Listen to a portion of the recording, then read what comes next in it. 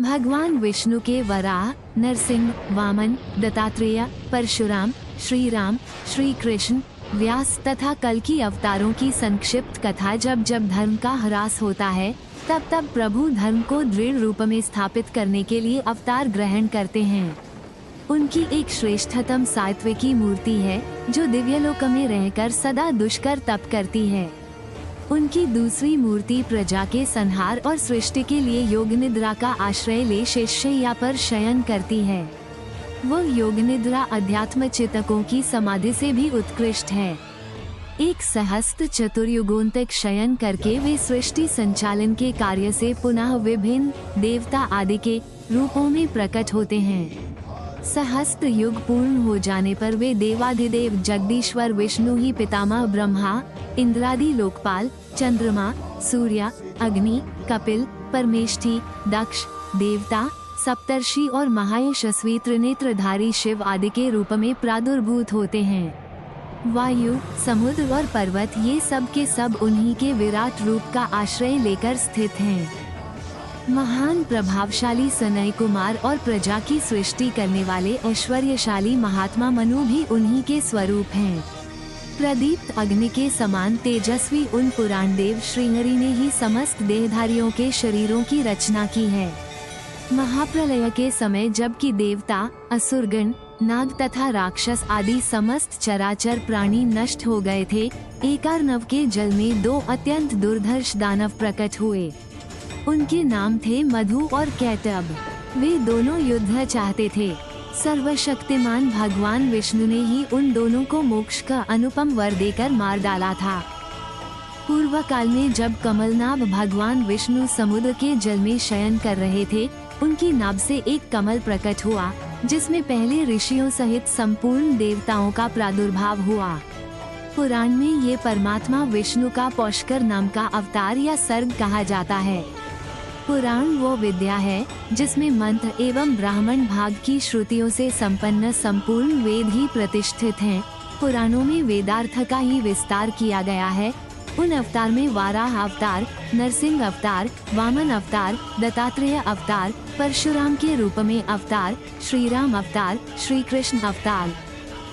1. वराह अवतार। जब दैत्य हिरण्याक्ष ने पृथ्वी, भूमि को समुद्र में डुबो दिया तब भगवान विष्णु ने वराह सुअ का रूप धारण किया। उन्होंने समुद्र में उतरकर पृथ्वी को अपनी शक्तिशाली दांतों पर उठाया और दैत्य का वध कर पृथ्वी को उसके स्थान पर स्थापित किया। 2. नरसिंह अवतार। हिरण्यकश्यप नाम के दैत्य ने स्वयं को भगवान मानकर भक्तों को कष्ट दिया। उसका पुत्र प्रहलाद भगवान विष्णु का भक्त था। प्रहलाद की रक्षा के लिए विष्णु ने आधा मानव और आधा सिंह नरसिंह का रूप लिया और स्तंभ से प्रकट होकर संध्या समय हिरण्यकश्यप का वध किया। वामन अवतार। राजा बलि अत्यधिक दानी परंतु अहंकारी हो गया था।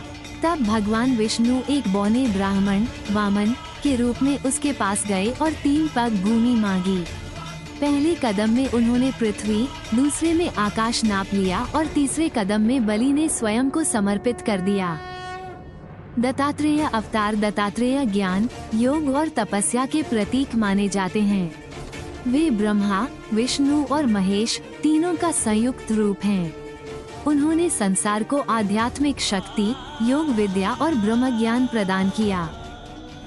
परशुराम अवतार। परशुराम धनुर्धर और विष्णु का योद्धा रूप हैं। उन्होंने अत्याचारी और अधर्मी क्षत्रियों का 21 बार विनाश कर धर्म की स्थापना की।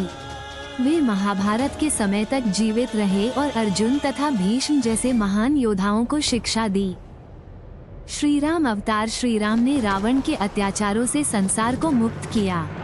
वे मर्यादा पुरुषोत्तम कहलाते हैं और उन्होंने सत्य, धर्म, मर्यादा, त्याग और आदर्श शासन का संदेश दिया। उनकी कथा रामायण में वर्णित है।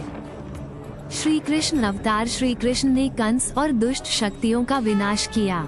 उन्होंने अर्जुन को भगवद गीता का दिव्य उपदेश दिया जिसमें धर्म, कर्म और भक्ति का मार्ग समझाया।